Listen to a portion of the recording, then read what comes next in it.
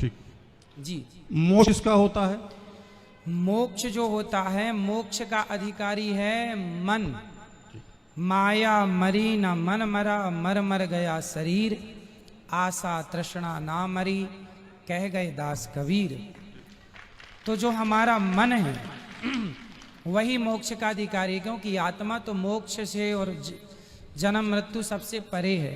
तो जो मन है, कहते हैं ना सब मर गया, शरीर बूढ़ा हो गया, मन बुढ़ा नहीं हुआ। ठीक तो मन को ही सारा सुख दुख मिलना है। ठीक। स्वामी दूसरा श्रीमद् भगवत गीता, गीता प्रेस गोरखपुर से प्रकाशित है।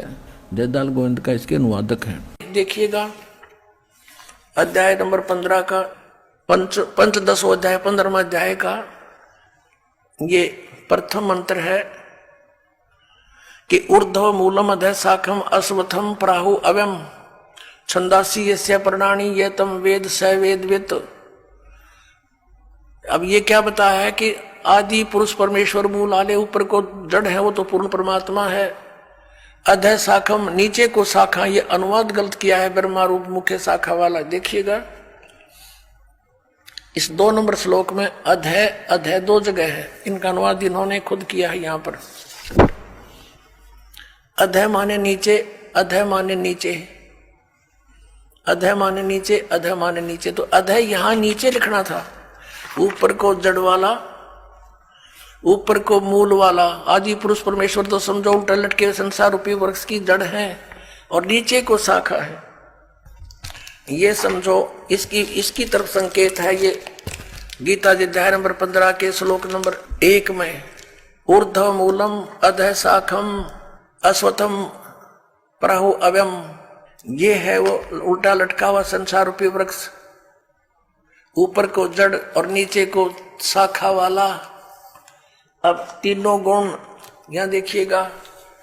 अब गीता जी अध्याय नंबर 15 का श्लोक नंबर हम 1 पढ़ रहे हैं। इसका अर्थ है कि जो ऊपर को जड़ नीचे को शाखा, बिल्कुल स्पष्ट है। अधः शाखम, इन्होंने तो अड़ंगा डांड तो मतलब था, ज्ञान था ही नहीं। संसार रूपी पीपल के वृक्ष को अविनाशी कहते हैं। वेद जिसके पत्ते कहे गए हैं, उस संसार वृक्ष को जो पुरुष मूल सही तत्व से जानता है, स वेदवित, वह वेद के तात्पर्य को जानने वाला है, अर्थात वो तत्वदर्शी संत है। सह वेदवित तत्व से जानता है तो वह वेद के तात्पर्य को जानने वाला था, तो तत्वदर्शी संत है, इसका अर्थ ये। और फिर हम ज्यादा ना कहकर हम सिर्फ ये लेंगे कि 15वें अध्याय के 4थे श्लोक में स्पष्ट किया है कि जब तत्वदर्शी संत मिल जा तो तत्व ज्ञान रूपी शस्त्र के द्वारा इस ज्ञान रूपी अंधकार को समझकर इसका नाश करके उसके पश्चात परमेश्वर के उस परम पद की खोज करनी चाहिए, जहां जाने के बाद साधक फिर लौटकर कभी संसार में नहीं आते। देखिएगा यहां से लेंगे क्या लिखा कि उस संसार वृक्ष की तीनों गुण रूप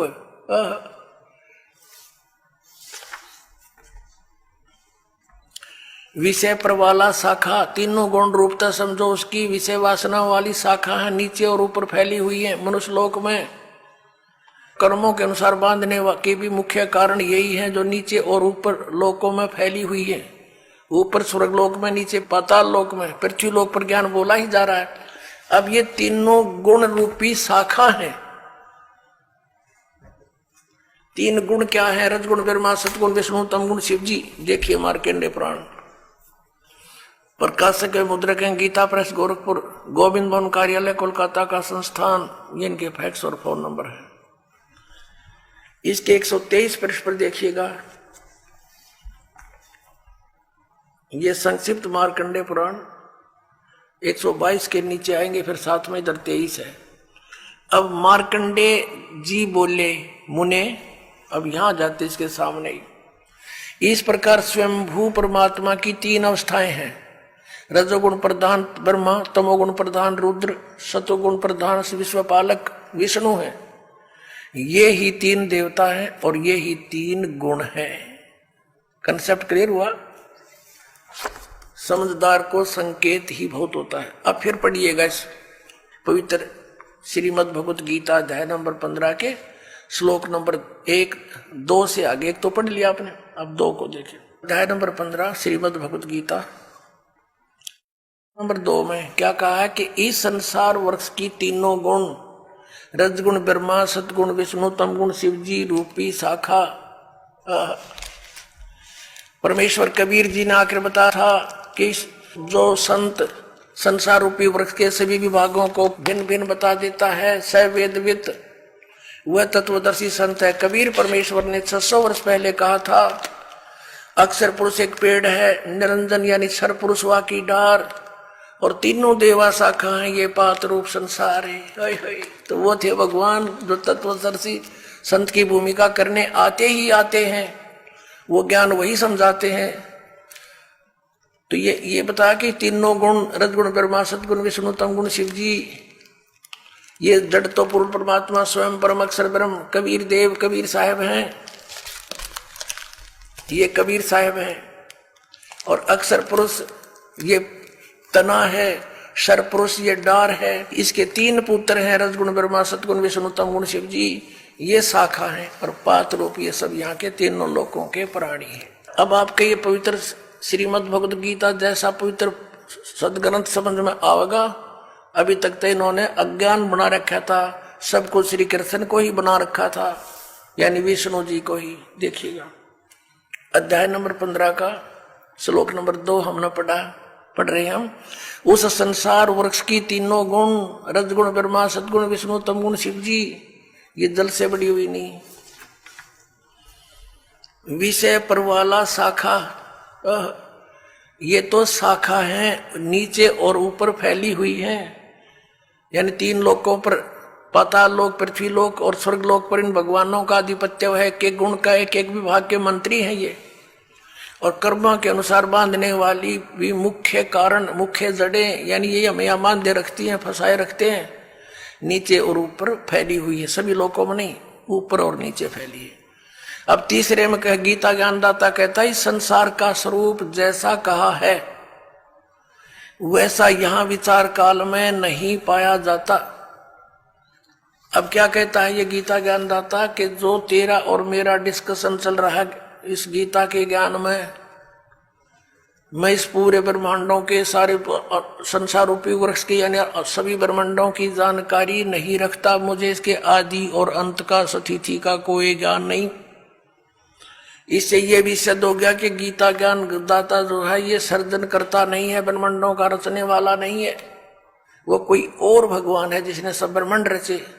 देखिएगा 15वें अध्याय का 3, ये क्या कहता है कि इस संसार वृक्ष का स्वरूप जैसा कहा है वैसा यहाँ विचार काल में, तेरे मेरे डिस्कशन में, गीता जी के ज्ञान में नहीं पाया जाता, क्योंकि न इसका आदि है और न इसका अंत है, यानी मुझे इसके आदि अंत का कोई ज्ञान नहीं, गीता ज्ञानदाता कहता है, और न इसकी अच्छी प्रकार स्थिति है।